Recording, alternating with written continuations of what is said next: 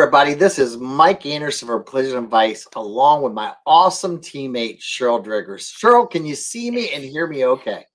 I absolutely can, Mike. It's great to be with you today. Well, thank you so much. And thank you for everybody that's showing up to listen to us live. And for those of you that watch this after the fact, thank you for watching and viewing as well. So today's podcast, I'm going to talk about my why, my why. And hopefully, by sharing my why with you, it will allow you to discover your why. And this really comes from a question that somebody submitted, just kind of asking me what my background was and what my journey. So, to that person that submitted that question, thank you so much for that. Now, before we get started, I want you to know that we really truly encourage questions. And I apologize because I know we haven't always gotten to all the questions in the previous podcast. But today, I've tried not to have as much content so we can allow more time for questions at the end of this. Now, you've got two ways to share or submit a question to Cheryl and I. Number one is you can use the chat feature, which Cheryl will be monitoring, or you can text Cheryl directly at 850-445-7049. So again, if you want to pull your phone out, I'm going to give you a minute. If you want to take a picture of this screen so you capture Cheryl's cell phone number so you can text her, or if you want to write it down, you got two ways that you can submit questions to us. So again, that's 850-445-7049. So let's go ahead and jump into today's podcast. So, first of all, you're like, well, Mike, what are you talking about? Cheryl, people are probably saying, what's Mike mean by his why? So, I kind of went, to Google, ChatGPT, and I said, what does somebody mean when they talk about their why? And this is what it said. Hopefully, you can see the screenshot. It says, your why represents your core purpose or the deep seated reason for your actions and choices. It's the driving force behind your passions and values, influencing your career, life choices, and sense of meaning. Understanding your why can lead to a more fulfilling and purposeful life. And again, it's got some other content here that talks about your why. But, when I read this and when I think about my why is what motivates me to do what I do, right? Some people, their why is defined by money. They're driven by money or fortune or fame. Some people that I've met in my life, their why is defined by a sense of patriotism, right? Like people that I've met in the military that I was in the military with, right? Like their why was just serving their country because they've lost a loved one on 9/11 or something along those lines, right? But generally, there's something that happens in our life that really kind of influences some of the choices and decisions we make. So today, I'm going to share with you four things that have happened in my life personally that really have defined my why and really kind of driven, Cheryl, my career and why I do the things we do. So, the first of all, I think it's really important that I start off by sharing with you my journey, right? So, Cheryl, I was born on November 2nd, 1962. And I was born, I was the first child. I have a younger sister, but I was born through my mom, obviously my mom and dad in Washington, D.C. So I was born November 2nd, 1962. Now, I graduated high school a year early. I graduated high school when I was 17 years old. And I graduated high school in 1980 from a high school. It was called Maurice J. McDonough High School in Pomfret, Maryland. And it was in Southern Maryland, about 45 minutes outside of Washington, D.C. And I joined the Air Force. So when I graduated high school, my dad was in the Army. I think it's really important you understand this. My dad was in the Army. He was in the military during the Vietnam era. And I wanted to join the military when I graduated high school. But at 17, I wasn't old enough to sign myself up. So my mom and dad actually signed for me to go into the military. And when I went down to the military recruiters, I talked to the Army, the Air Force, the Navy, the Marines, and I just said, who can get me out of here the fastest? Like, I just wanted to go in the military. And the Air Force said, we can get you out of here like the quickest. So I joined the United States Air Force in 1980. Now, when I joined the military in the Air Force, my job, which was called an MOS, I was an 81150. and that was a security specialist. So at that time in the United States Air Force, there were two people that were authorized to wear berets. You had pararescue, which is like the Navy SEALs of the Air Force, right? And then you had security specialists. Now, there's law enforcement in the Air Force that wore blue berets, and they were, law enforcement, right?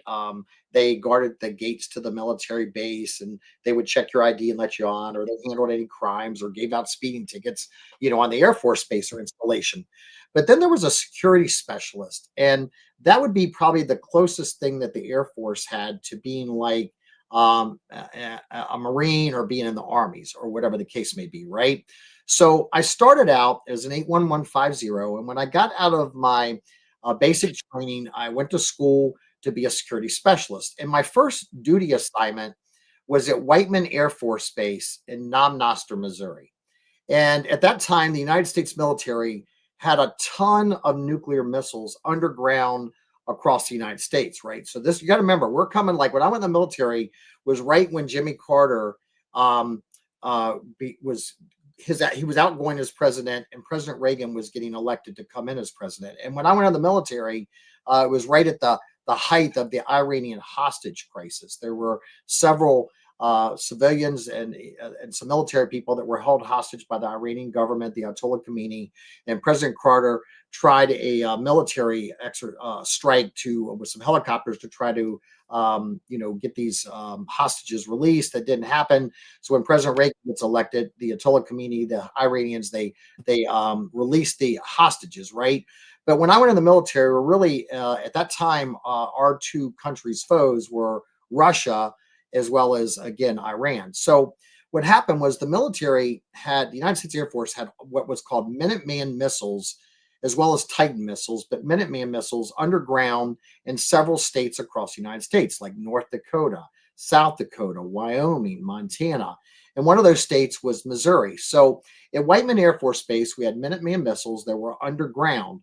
And at that time, the military would often swap out the nuclear warheads with what were called satellite warheads, so that nobody would know, any of our foes would not know which silos to attack, because they didn't know which ones had nuclear warheads and which ones had satellite warheads. So what would happen is, in the United States Air Force, oftentimes we would do what was called a convoy, where we would actually transport and swap out the nuclear warheads with the satellite warheads on these missiles at these missile silos.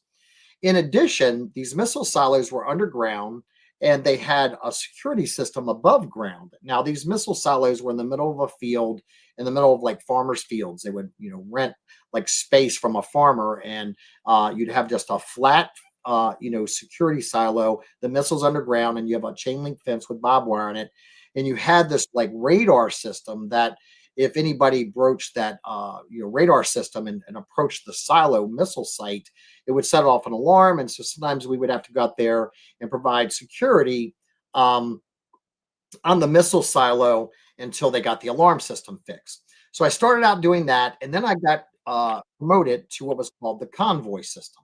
And what happened was, when we swapped out these nuclear warheads with satellite warheads, we had you had four armored vehicles. At that time, they were called peacekeepers. They were kind of like the preliminary predecessor of the Humvee. And so what would happen is, you would have what was called Alpha vehicle, lead vehicle, trail vehicle, and Bravo vehicle. And then you had Charlie, and I'll talk about Charlie in a minute. So what happened was, when we transported these missiles, you would have somebody in a peacekeeper vehicle, was a Chrysler vehicle, and you had like a team leader who carried an M16. You had an assistant team lead that carried an M16. You had an M203 grenade launch person, and then you had an M60 person. And they were there to provide security as an escort for this nuclear missile or satellite warhead. And then what happened is, you had Charlie, which is where you flew air support and you provided overcover. Because what would happen is, when we were transporting these nuclear missiles, or the satellite warheads, the nuclear satellite warheads, not the missile itself, what would happen is, we actually would provide air support, and we had U.S. Marshals that would accompany us. And we didn't stop for anything with this convoy, right? We didn't even have to obey speed limits. And so what would happen is, a U.S. Marshal would like block off an intersection. the convoy would pass through with all of our armed security forces. And then the U.S. Marshal was at the back of the convoy, and they had to get back to the front of the convoy. So we're in air support. We're monitoring to make sure nobody's going to attack from afar. And then the U.S. Marshal would place their life in our hands, basically, and we would tell them it was all clear to pass on like a double line on curved roads to actually get back to the front of the convoy. So I'm getting a little bit detailed here, but I started out again participating in the security for nuclear missiles called Minuteman missiles. And then what happened was at the end of my Air Force career, I actually transferred to Andrews Air Force Base, where I was actually assigned to the security detail for Air Force One with President Reagan. So now I go and I get out of the military in November of 1985, and my dad was in the military. He gets out of the military. And when my dad gets out of the military, he goes into the auto body industry. And so during the summer, my dad, just so you know, my dad worked at a Porsche, Audi, BMW, Volkswagen dealership. It was called Heishman's Porsche, Audi, BMW, Volkswagen dealership. It was in Alexandria, Virginia, right outside of Washington, D.C. So when my dad gets out of the military, he stays in the Washington, D.C. area, and he learns to do body work, and he works at, a dealership. So during the summers, I would grow up, helping my dad. Now, I'm not one of those guys that's going to say I started doing body work when I was 12 years old, but, I would go and help my dad, whether it was disassembling vehicles or washing cars, or the shop manager at that time of my dad's dealership body shop where he worked at, named Joe Collison, would let me wash cars and help out around. So I grew up kind of in the industry. And then what happened was in November 1985, when I get out of the military, I get out of the military because I actually want to go to college at night so I can go back in the military as an officer. That was my plan. So what happened was I needed a job. So I said, hey, Dad, can I work with you doing body work during the day? And I'll go to college at night to study accounting with my goal ultimately of going back in the military as an officer. So my dad and I are doing body work together. And what happened was there were several dealership principals that owned this dealership. And there was kind of a falling out between the partners. And what happened was it actually presented an opportunity for both my dad and I to actually buy in some stock or buy some shares of the dealership body shop. So I joined the industry in November 1985 out of the military, to work with my dad to do body work. My dad and I get an opportunity to actually buy into part of the body shop. So I ended up not going back in the military. And then what happened was there was a gentleman that was writing estimates and managing the body shop, and he left. And so I was kind of the guy that could write the neatest and knew how to use like a 10 key calculator. This is way back before computerized estimating. So I then migrate from working with my dad in the back of the shop to going and working in the office. So again, I joined the industry in November of 1985. And then what happens is my dad and I, over a period of time, start buying out the other partners of this former dealership body shop. And I end up buying the business from my dad in 2000, and then ended up opening up a second body shop in 2002. And then in 2010, the city of Alexandria, where my shops were at, they were going to be doing some things with the highway, and the city of Alexandria approached me, and they basically wanted my second location shop to actually turn into like a hospital. So I ended up, basically I didn't have enough money to fight City Hall. So I basically just said, okay, let me sell the body shops. And one of them actually got closed down. The body shop Wagonworks 2 just got closed down.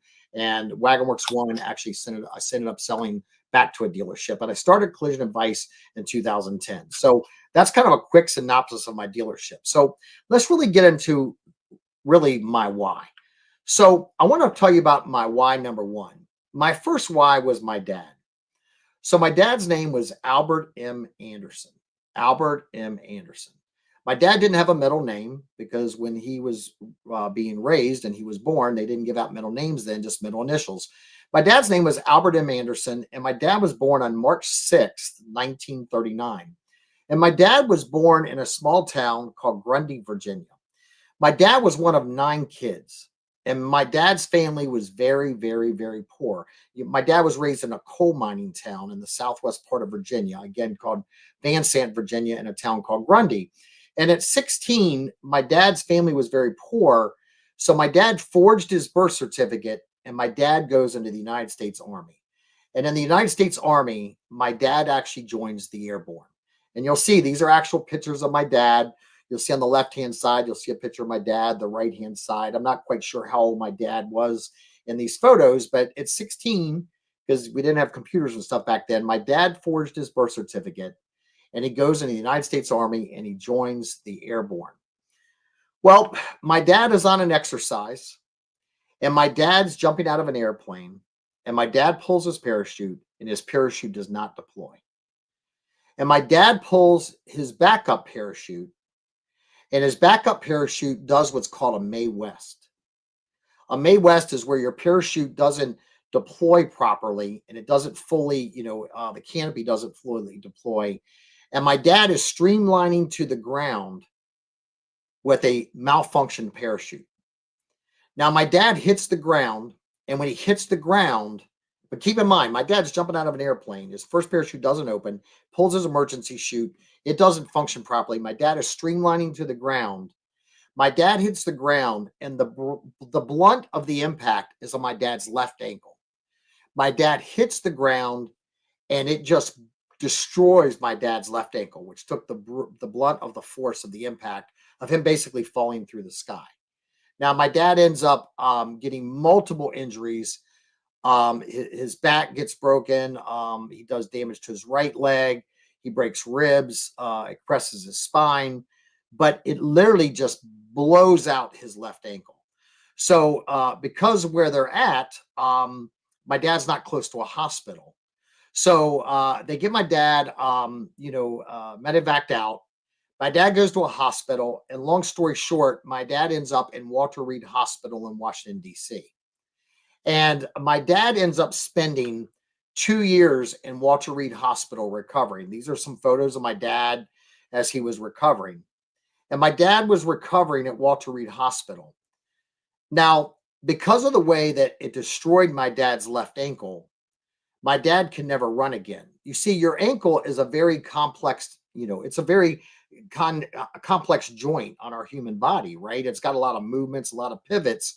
But back then, when this occurred, they could only make my dad's ankle fixed. So it was just fixed. So my dad could never run. My dad was limited as to a lot of things that he could do in his life. He always walked with a limp.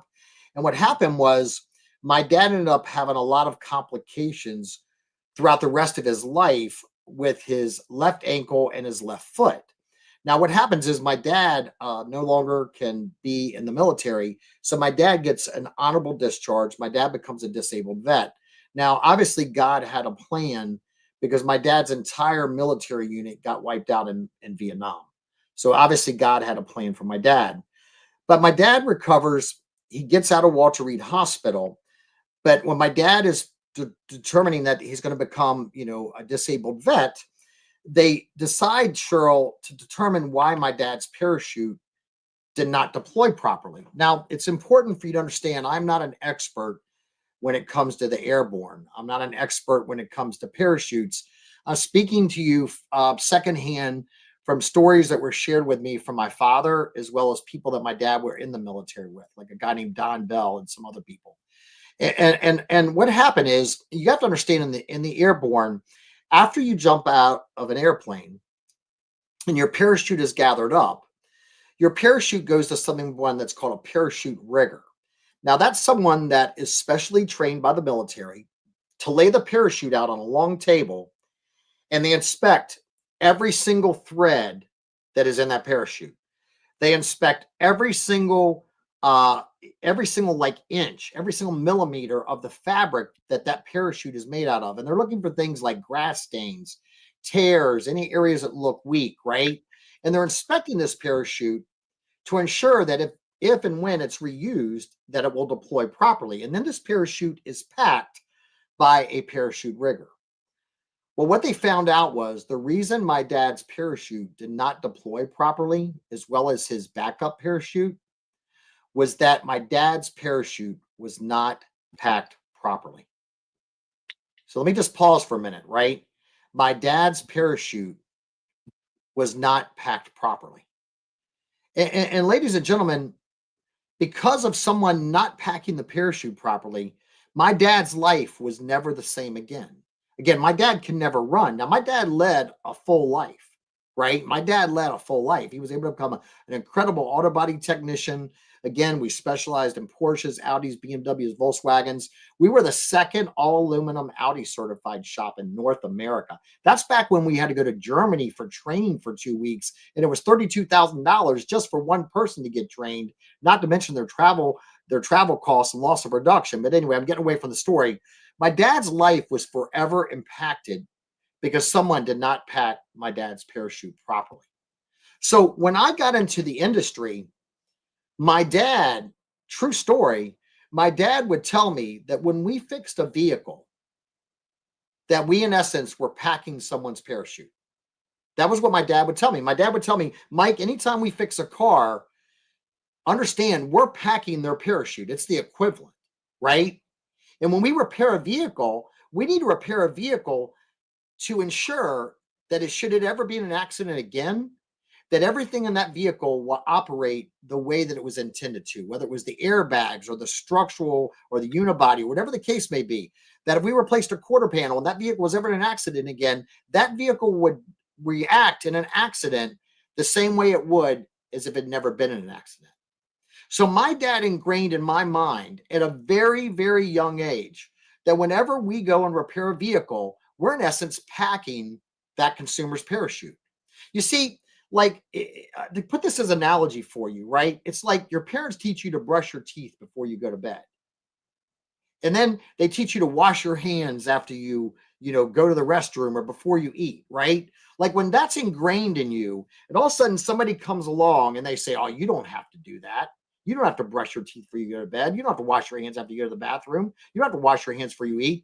Like when somebody's ingrained that so deeply in your mind, but somebody else comes along and tells you, oh, you don't have to do that. You just can't waver from something that's been ingrained in your mind.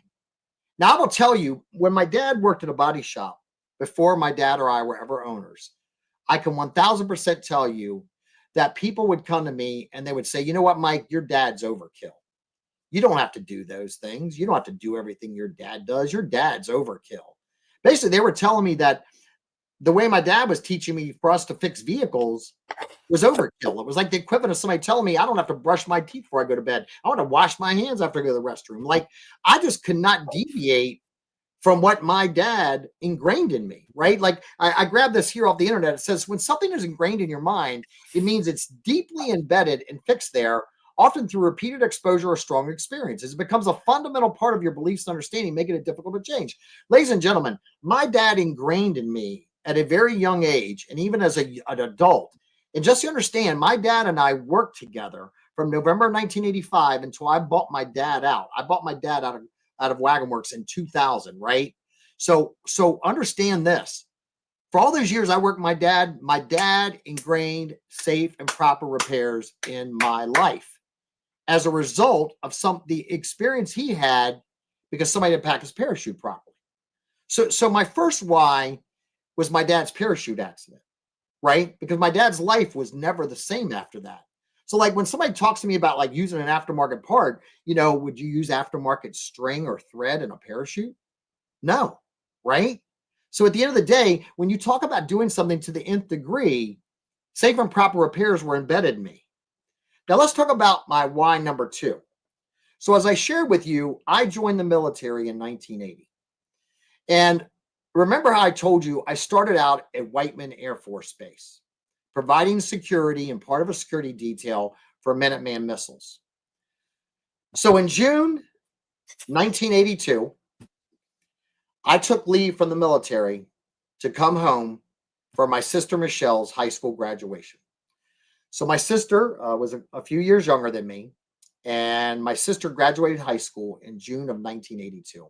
So I came home for my sister's high school graduation.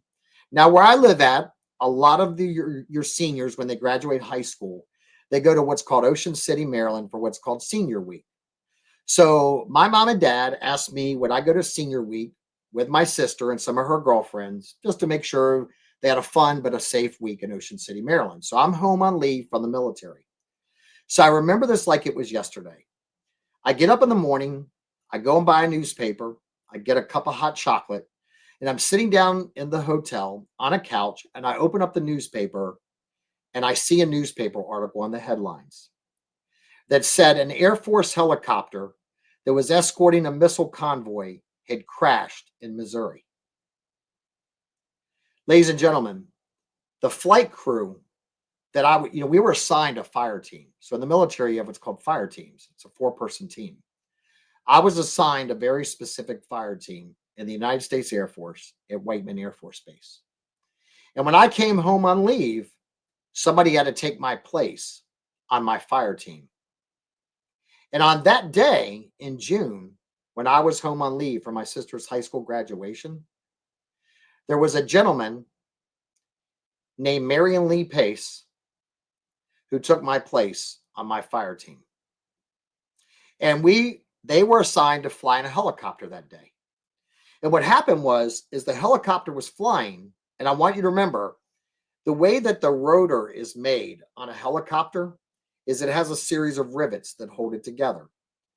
Well, what happened is the rotor somehow had an issue, and the rotor of the helicopter, and I don't know if you can see my hands, instead of being flat and going around, the rotor dipped down, hit the side of the helicopter, and the helicopter crashed.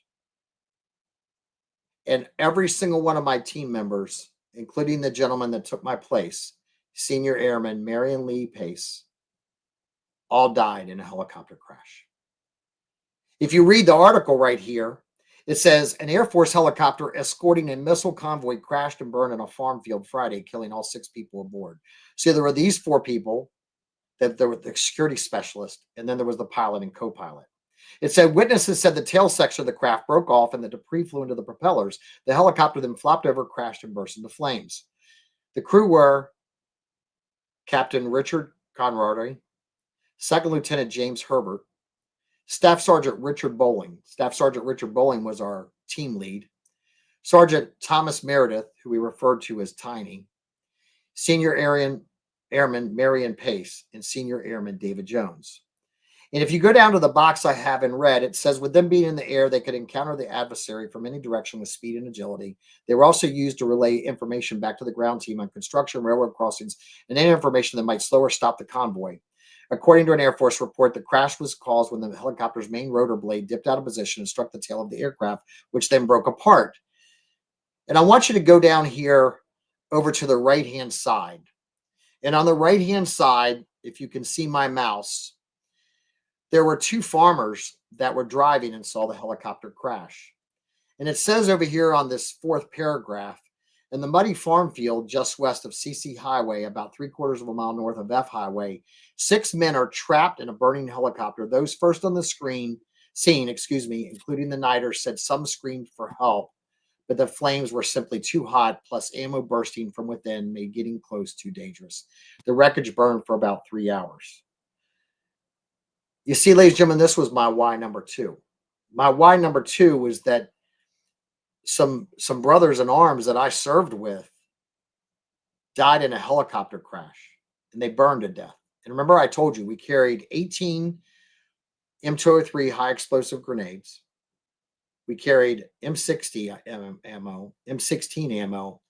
And when that helicopter crashed and it caught on fire, all of that ammo went off, including the grenades. All because that helicopter had mechanical issues. Now, I don't know if that helicopter had poor repairs to it that caused that. I don't know. I don't need to know. But all I know is that people that I loved and served with died in a helicopter crash, a very violent death. And I miss those gentlemen. Matter of fact, if you go to Whiteman Air Force Base today, and they don't even have nuclear missiles anymore, there's actually a statue there, a memorial that they have an anniversary every year. But ladies and gentlemen, that was my why number 2. My why number 2 was that the helicopter did not perform as intended because of either faulty repairs or faulty manufacturing or whatever the case may be. And I know that the way helicopters, and I'm not an expert by helicopters by any means, but I know that when we're using structural rivets or structural adhesives or rivet bonding or anything like that, I don't want something like this to happen with a car I'm associated with. So this was my why number 2 as to why I'm really big on safe and proper repairs. Now let's get back to my why number 3. Now I got to tell you, I really struggled with whether to share this photo or not because I was worried some people might be offended. But if you're offended, I think you need to be. You see, 3 years ago, in May of 2022, my dad was 83 years old. My dad always had complications from his military injury. So in May of 2022, my dad went into the hospital because they were going to potentially have to amputate his left leg from below the knee because of his military injury. You see, where my dad's ankle was fixed and he didn't have much movement, he would get poor circulation. My dad's ankle, literally, because of that military injury, would swell up to be about this big. And I'm not embellishing, as big as your thigh. My dad was in constant pain in his life, and there was nothing they could do. So in May of 2022, they take my dad in for surgery because they're going to potentially have to amputate his left leg from the knee below. So my sister and I were at the hospital with him, and they went in and they did an invasive, like a surgery. And they said, look, we think we're going to be able to save your dad's leg. We think we can put some stents in there, and we think we might be able to save his leg. And my sister and I were happy. My dad was happy. My sister and I gave my dad a hug. He was conscious. He was alive. He was really happy that they were not going to amputate his left leg. That night, my sister got a phone call. And they said that my dad was in a coma. You see, when the doctors did the procedure on my dad, they didn't sew him back up properly internally, and my dad was bleeding internally, and it caused my dad to go to cardiac arrest, and my dad went into a coma. This picture right here is the doctors with my dad right before they took my dad off of life support, because my dad never came out of that coma. So my why number 3 was that these doctors didn't do their job properly. Had they sewed my dad up properly internally, he would probably still be alive, and they could have saved his leg. But I can't really be angry at these doctors because it really goes back to my dad never would have been in the hospital in May of 2022 had somebody packed my dad's parachute right many, many years before. All this was a result of them not packing his parachute properly. You see, ladies and gentlemen, every single time that we fix a customer's car, we are being trusted. When that customer signs an authorization form, they may not be saying, I'm trusting you and authorizing you to pack my parachute, but they're saying, I'm trusting and authorizing you to fix my vehicle properly. You see, ladies and gentlemen, my life has been impacted not once, not twice, but 3 times because someone didn't do their job properly. So let's talk about my why number 4. And I'm going to share that with you in a moment. You know, when I go into shops and I see that someone's not doing safe and proper repairs, I generally ask myself why. And one of the things that my teammate Tracy Dombrowski taught me is that, and I agree with this, is that the amount and complexity of knowledge that it takes to perform safe and proper repairs today has exceeded our individual capacity to learn, teach, remember, and apply it correctly and consistently. Like what it takes to fix a car today, ladies and gentlemen, is so much more than I don't think my dad would have ever imagined, because I still have a hard time sometimes just coming to the realization, my gosh, it takes this much. I think about in 2019, my team and I wrote an estimate to replace a quarter panel on a 2019 Toyota Camry, and there were over 400 pages of information that we had to review to replace a quarter panel on 2019 Toyota Camry. And I can tell you in 2024, our team got together and pulled all the procedures it took, and it was over 900 pages. Ladies and gentlemen, listen, when I see that someone's not packing the parachute properly, somebody's not performing safe and proper repairs, I see it's either number 1, because they lack the skills, the knowledge, the experience, or the training. Or number 2, they've been to OEM like factory training, like Audi or BMW or Porsche or Mercedes or Nissan or Toyota or whatever it is, right? They've been to training, but they fail to apply their skills and knowledge correctly, right? So it's either they have the skills and knowledge and they fail to apply it correctly, or they've never been trained or don't have the right equipment. So ladies and gentlemen, I've learned in my life at 62 years old that training and specialization is not enough. It's not enough to have the training. It's not enough to have the right equipment, right? That person that packed my dad's parachute, no doubt, had the right training. They no doubt in the military made sure they had the right, uh, you know, uh, atmosphere or the right environment conducive to inspecting parachutes properly, right? At the end of the day, when people are so overwhelmed with information, they can forget or lose focus if they get distracted or overwhelmed. Or you have some people in life that do decide to just skip steps or take shortcuts because they think they know better. You see, ladies and gentlemen, I have found that what really dictates safe and proper repairs is a having access and taking, you know, the right training and having the right equipment, etc. Right. But I also found that it's culture, that it's leadership, it's management. I got to tell you, there's a lot of people that I see that say, pay plans dictate quality. And I'm sorry, you can get mad at me if you want, but I respectfully disagree with that.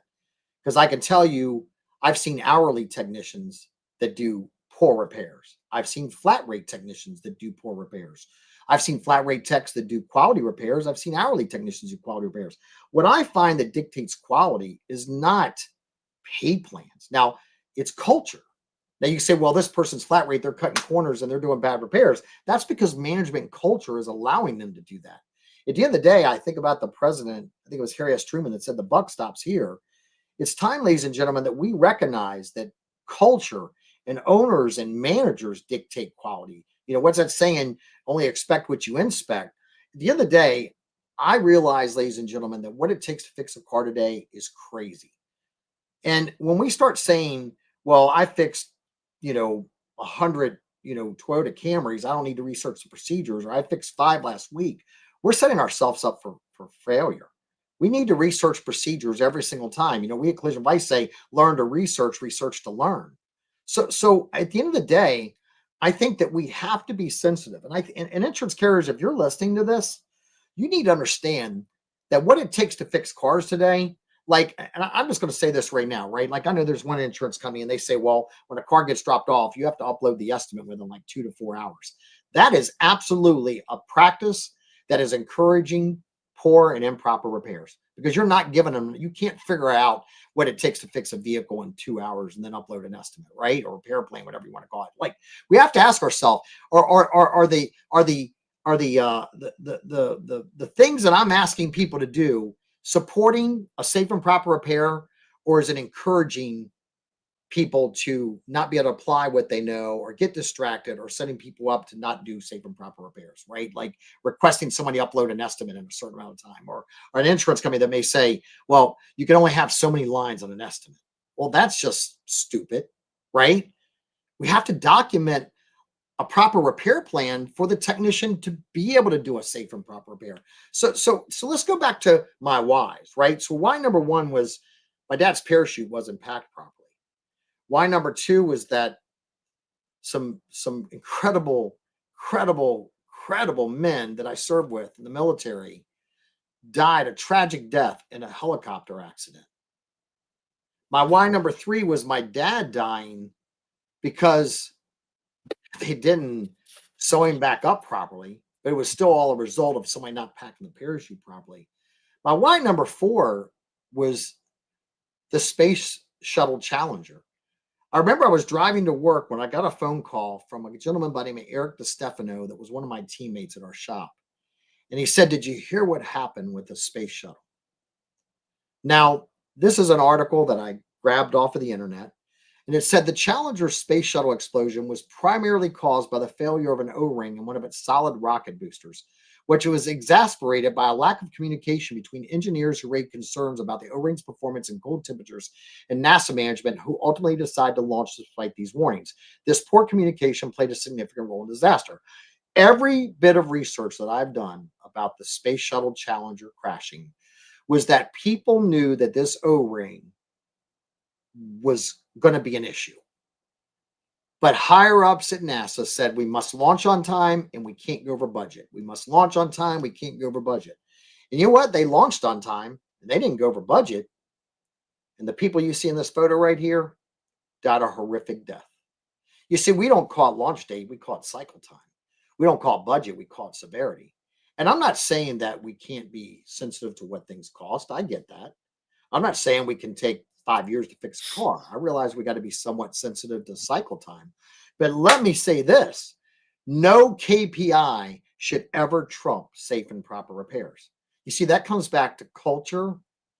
That comes back to management, owners, leaders, right? Like at the end of the day, no KPI should ever trump safe and proper repairs. And this was my why number 4. So when I start thinking about quality, Cheryl, and to anyone that's listening right now, who's responsible for quality? The answer is everyone. Absolutely. Right? Everyone, right? So when I think about quality, and I was building out this presentation, right? Number one, it's not just quality of safe and proper repairs, it's quality of taking care of our customers. Like how clean is your office, right? How clean is your production area? It's the quality of taking care of the vehicle. Like, are you storing parts in cars? Are you kidding me? It's the quality of the estimate of the repair plan. Are we properly writing for safe and proper repairs? It's the quality of documentation. Are you pulling the right documentation? It's the quality of the repair. Like quality, every single person in our organization, from the person that answers the phone to the person that greets the customer, to the person that writes the estimate of repair plan, to the technician that fixes the car, to the painter, to the person that washes the vehicle. Anybody, the person that gets the parts, everybody in our organization is responsible for quality. And let me just tell you something right now. Insurance carriers, and I'm not being anti-insurance, but insurance carriers, you're responsible for quality as well. You see, when you say, I'm not paying for this, and it's something that's safe and proper, you're part of the problem, not part of the solution. When you say I have to upload an estimate within a certain time frame or a shop gets penalized, that's not encouraging and supporting and endorsing safe and proper repairs. You see, everyone from the part suppliers to the OEMs, to the insurers, to the shops, every single stakeholder in our industry is responsible that quality standards are met. Information providers, CCC, Mitchell, Autotex, you're responsible for safe and proper repairs. If we know a part's one-time use, we need to mention that in the software. Everyone's responsible for safe and proper repairs. So as I started to think about quality, I started thinking about ethics, right? You know, what's that saying about ethics? Like it's, you know, what you're doing when nobody is watching, right? Like from my perspective, we should always, as a collision repair professional, we should always prioritize customer safety. The safety of consumers should always be our very first consideration above any KPI. It shouldn't be about repair versus replace. It shouldn't be about alternative parts usage. It shouldn't be about cycle time. It should be about gross profit. It shouldn't be about average paint labor hours per estimate. It should be about the safety of the consumer should always be our first and foremost consideration. Number 2 is we should provide quality repairs, right? The ethics in our industry should be that the collision repair should restore the vehicle's structural integrity and repair any damage to the exterior and interior of the vehicle. Fix the vehicle right the first time. That means no used welded on parts, no recycled welded on parts, whatever term you want to use. It should be about using quality parts. Collision repairs should be completed using proven high quality parts from reputable firms that have been tested, subject to government testing, right? We should provide a quality customer experience, being honest and transparent.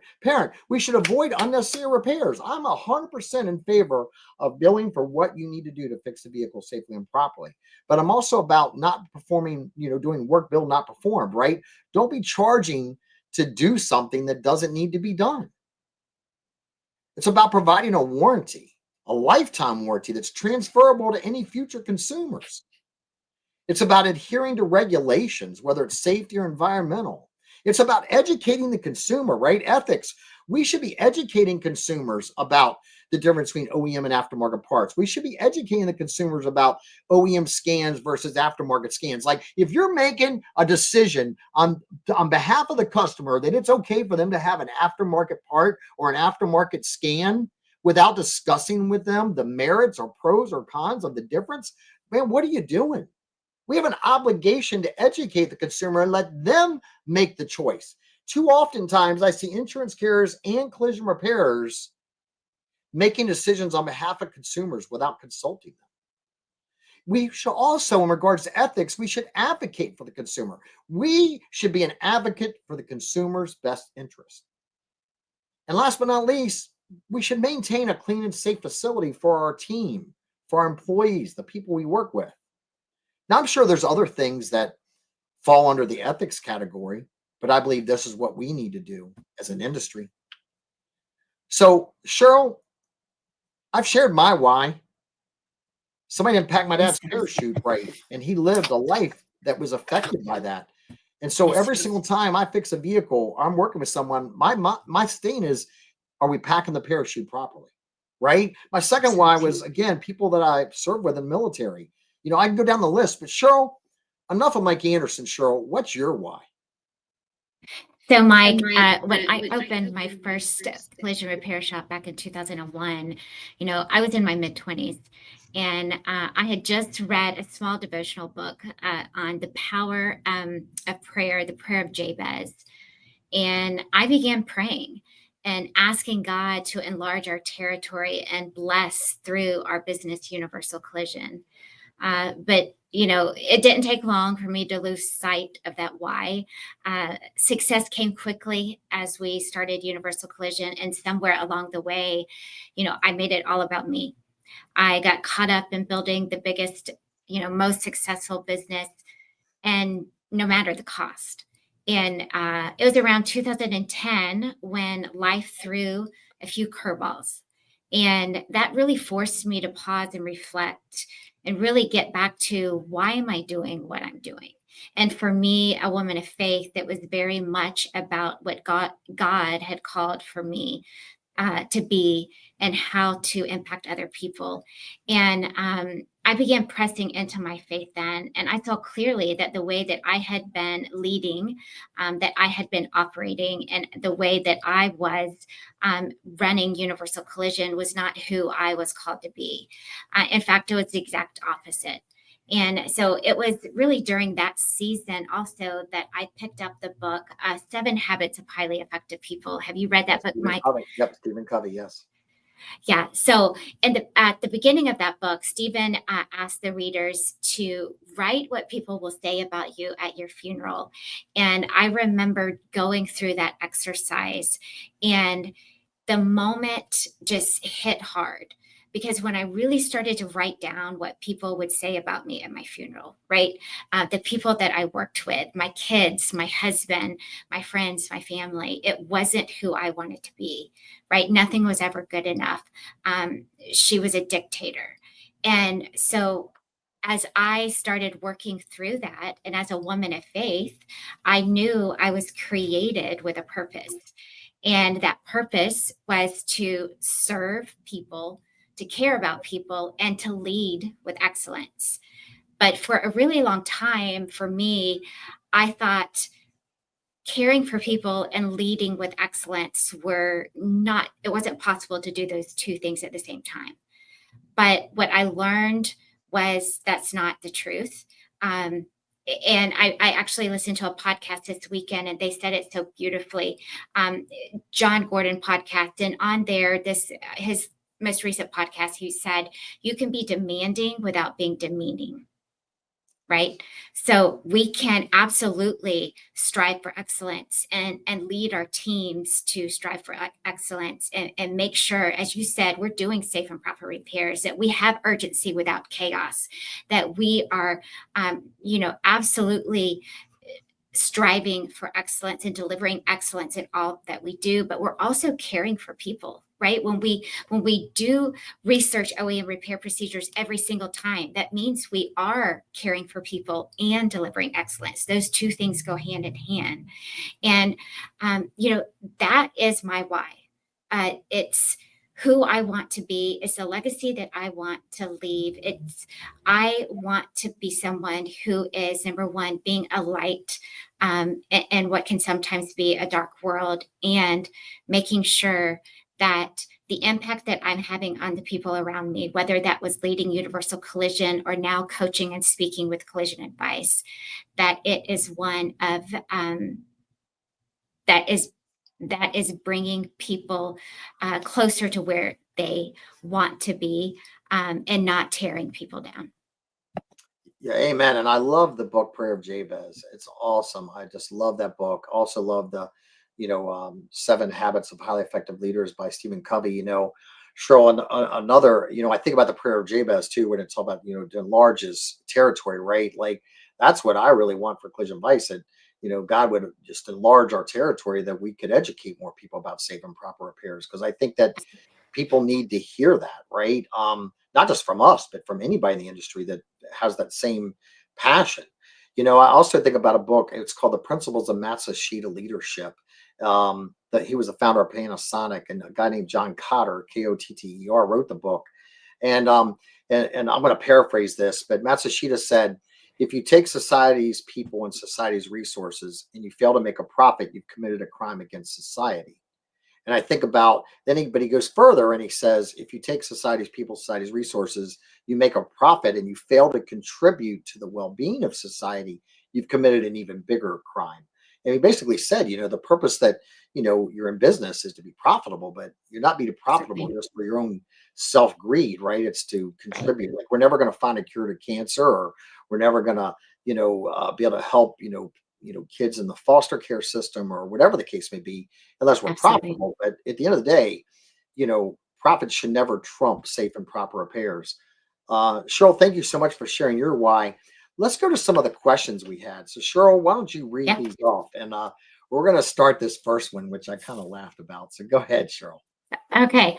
All right. So we had some questions come in before the podcast. Again, if you have any questions, please feel free to text me, or put them in the chat panel on whichever media device you are watching from. So the first question is, Mike, do you still guide all the DRP MSO shops you know are doing incorrect work, or have you stopped supporting them? So, I had a laugh at this question. I don't even know where this question's coming from. So, first of all, let me say this. I have learned not to judge a shop on whether they're a DRP or a non-DRP. I think you fall into you put yourself in a bad place when you judge people by DRP or non-DRP. Because I've seen non-DRP shops hack cars. I've seen DRP shops fix cars safely and properly. And you may say, well, Mike, that can't be the case. But yeah, people insured with Chubb, people that are DRPs for Pure, like they pay to do it right. So I've learned not to judge people by DRP or non DRP. I judge them on, do they perform safe and proper repairs, and do they follow their own repair procedures? Now, do I still guide all the DRP MSO shops? That all is a big work. First of all, we at Collision Vice do training for multiple OEM manufacturers. And because we do training for OEMs, we have DRP and non-DRP shops that take, for example, like our Nissan estimating class or our Porsche estimating class that we do on behalf of Porsche or Nissan. So do we work with DRP shops or MSO shops? Absolutely, because they take our classes. Now, as far as working with DRP or MSO shops, now are you talking about regional MSOs or national MSOs? I can tell you factually, I have never worked with a Caliber a day in my life. Nothing against Caliber. We don't align, right? Are there other MSOs that I have worked with that I feel that, and let me also say this, I'm not naive enough to think every single shop that I work with is doing safe and proper repair. Any consultant out there, I don't care who it is, that thinks every shop they work with is doing safe and proper repairs, that's naive. What I judge people on is I judge people on where's the intent of their heart. Like, and I understand the best of intentions lead down the path to hell. But when I work with someone, I'm asking them, do they want to get better? Because I know they're not going to get better overnight, and I want to help them to get better. So, first of all, I'm not getting defensive. I'm just telling you, I don't work with all the DRP MSO shops. What I do is we work with people that want to get better. I can tell you, I'm going to just say this, we do what's called the Spartan 320 groups. We currently have 6 Spartan 320 groups. To be a Spartan 300, you got to have at least one OEM cert. You have to agree that you're only going to use OEM scan tools or an approved device, right? And I can tell you 80 to 90% of our 620 group members, and by the way, these 620 groups we do, that equals over 200 collision repair facilities around the United States of America. And I can tell you that 85% of the clients we have in those have 0 DRPs. 0 DRPs. So I don't really know how to answer this. Do I work with DRP shops? Yeah, but I work with them. I can tell you there was a regional MSO that had over 10 body shops, that there was a vehicle they fixed, and I found out about it and found out it was not a safe and proper repair. And I told them they needed to buy the vehicle back. And they felt that I was too hard. I expected too much. And we parted ways. And I no longer work with them. I can tell you that for my private clients, there is probably at least, for my 20 groups, that there are probably at least 20 to 30 shops that we asked to resign from our 20 groups because we felt they were not committed to getting better and following our standards. So at the end of the day, if someone's doing improper repairs, I'm not going to support them. I will say that. I hope I answered that question. Not trying to get defensive. I was just, if I got somebody doing incorrect work, I will tell you, I would not want them as a client unless they were willing to work together to have an action plan to put the car and make it better. And we partner with people on one like that, like B-Tag Flatliner, 3M, right? We want people to get better, right? So anyway, hope I answered that one. If not, feel free to reach out to me. I'm not trying to get defensive. I want to answer your question, but I Yeah. just don't know that's an accurate question. But go ahead, Cheryl. Yeah, thanks, Mike. And these questions came in as anonymous, so we don't have a name or email for Every any question. follow-ups. But again, if whoever asked it wanted some follow-ups, please feel free to email or call, text. My cell phone number was already shared. Yeah. So I'll do one more here that we have on the screen, and then I've got a text from that came in that I want to make sure I get to before we close out today. So, as the newcomer to the collision world, I was wondering if you could give a brief elevator pitch on your background. I appreciate your time and wisdom. Thank you in advance. And I think you covered a little bit of your background on today's session, but anything you want to add there? Yeah. So real quickly, and I'll try to see if I can do this quick and get through these other questions. So real quick, grew up in the industry working with my dad. My dad had a garage behind our house too. My dad would do a lot of side work or shade tree work back then. My dad worked at a Porsche, Audi, BMW, Volkswagen dealership. When I got in the military, went to work with my dad. Ended up in the office, worked with my dad. Again, as I shared with you, we were the second all aluminum Audi certified shop in North America. First, I think, was DC Autocraft. We were like the first on the East Coast. We were Porsche certified. Started out when DRPs came out, we signed up for them. We had State Farm, Geico, Erie, Liberty Mutual. But what happened was we quickly found out that we couldn't do what the OEM repair procedures said, and we also could not follow the DRP, the request from them. So I wasn't anti-insurance, just felt it wasn't a good fit from us. So we ended up parting ways with any of the DRPs. Bought my dad out in 2000, opened up another shop in 2002. So again, just focused on safe and quality repairs, no DRPs. I will tell you, most all of our customers had to pay out of pocket for what was required. We didn't use any aftermarket parts. We were really big on training and things of that nature. And then in 2010, like I said, the one shop had to get closed down because of some stuff with the city. And just the way the area was getting like building hospitals and stuff like that. The original shop sold to a dealership, and then started Collision Advice. And again, even back then, we didn't have like websites you go to for repair procedures. Back then, like you got to get manuals from like Porsche.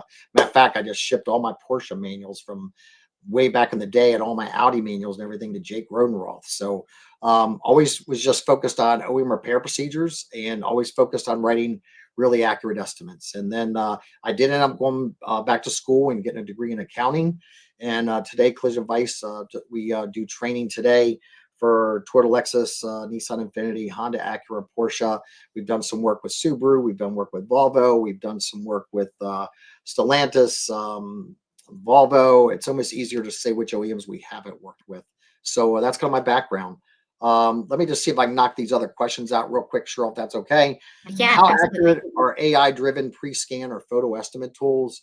They're not accurate. I would not trust any software that is telling me what ADAS calibrations I need. You can use it, like if you want to use ADAS Think or whatever it is, Opus, Rev, whatever it is. But that's not my Bible. I'm going to absolutely research the OEM repair procedures directly. I'm going to go to Nissan's website, Tech Info, or Toyota, Lexus's TIS, right, or Volkswagen's Irwin. I'm going to go directly to the OEM website. I'm not going to trust any of these AI-driven, calibration scan tools. Photo estimating tools, I don't believe they can write an accurate estimate. Do I think I could utilize that maybe to help me write a total loss? So I don't have to waste, 5 hours. Yeah, I think there's a use for it there. I think there's a use for it or an application for consumers just trying to make a decision on whether they want to file a claim or not. So I look at the photo estimating tools more as a marketing strategy, just a way, because if a customer submits me photos, I don't have to write an estimate. But at least I know they want to get their car fixed and I see the damage and now I can figure out how to get it in. So I look at that more as a marketing tool, but I do not rely on AI for any ADAS today. Absolutely not. I've seen, it's funny. Everybody knows Jake Renroth worked for Aztec, and I used AI Chat GPT the other day, and it told me Jake worked for AirPro. So there you go, right? What do customers understand about the hidden damage that may be uncovered during the teardown process? I recently had to give a new estimate to a customer. So I really think there's a lot we can learn from dealership service departments, right? Like if a vehicle gets towed in and it doesn't start, they don't tell the customer, here's what it's going to cost to fix your vehicle. They say there's going to be a diagnosis charge for us to figure out what's wrong, and then we're going to give you an estimate. And only then. I think we need to change the conversation with the customer and just say, look, there may or may not be disassembly and estimatics fee. It's the only way I can give you an accurate repair cost, and then do the disassembly. And if they don't want to get it done, then there's a fee and they take it elsewhere. I think that if you are going to write an estimate, because I understand some customers are just going to demand that, I get it. If that's the case, I think you really, really, really have to. I mean, almost like it's almost like estimating for dummies, where you got to just really make sure that consumer understands that it's going to be near impossible, right? I remember people used to call me and they'd say, "Oh, I just want an estimate. Can't you just give me a swing?" And I'd be like, "What color sweater am I wearing?" They're like, "What? What color sweater am I wearing?" I don't know. Well, just like you don't know what color sweater I'm wearing over the phone, I don't know how much it's going to cost to fix your car. So at the end of the day, I think we have to communicate it. But I will tell you, seeing the data from Repair Driven News and Lending Tree that said 40% of consumers today are preferring to pay out of pocket versus filing a claim, mostly due to higher insurance premiums, I think we have to figure this out. Last but not least, how can shops respond when insurers push back on scanning charges? Unfortunately, the person that submitted this was anonymous. If you'll feel free to reach out to me directly, I will have a conversation with you on this because I know we're getting ready to run out of time. Cheryl, what's the last question that was texted to you? Okay, so last question I'll share here, and then I have one other, and just know that if I didn't get to your question and you sent me a text, I promise I will reach out and get those answered for you.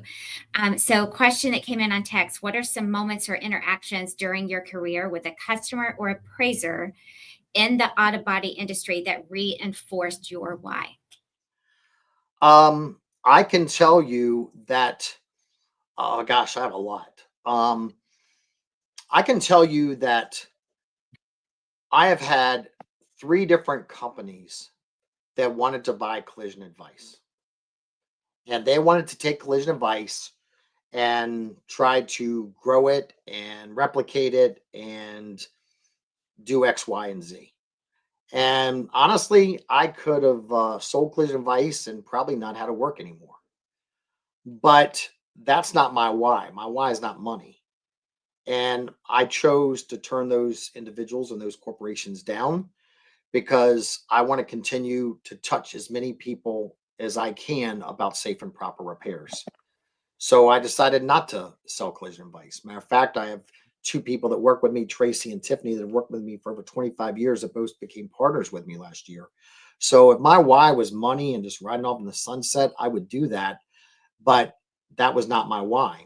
I can also tell you that I had a large, let me say this. I was doing work with some, I was doing work with an organization about a year and a half, 2 years ago. And this organization was probably about 20% of my company's income of collision advice. And I found out that this organization was doing something that I felt was highly unethical. And I walked away from that client. It was not about the money. It was about they were doing what I felt was unethical. And I have not worked with them to this day. In my shop, I can tell you that there were vehicles that got towed out of my shop because I wouldn't compromise my ethics. And I can tell you that because I wouldn't compromise my ethics, they towed them to other shops. Absolutely, because those customers chose not to pay out of pocket.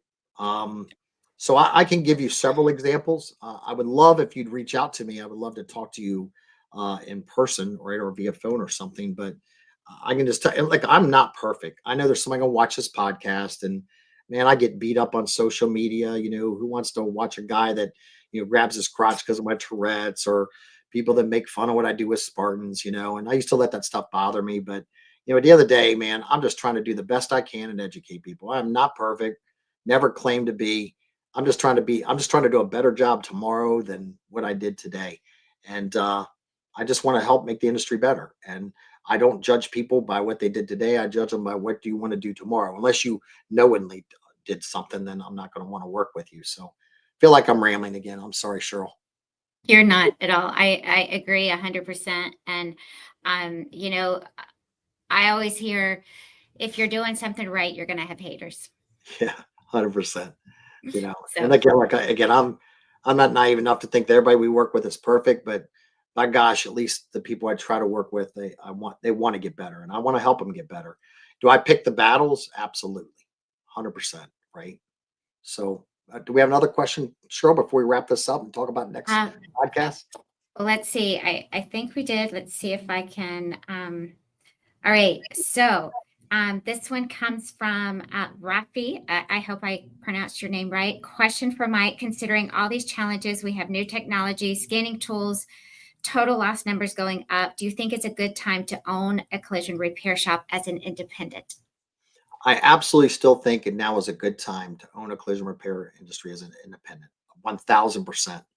I think right now we're in some very challenging times in the industry, some very challenging times. Claims counts down, shops are slow. I get it, right? But I also know that adversity builds character.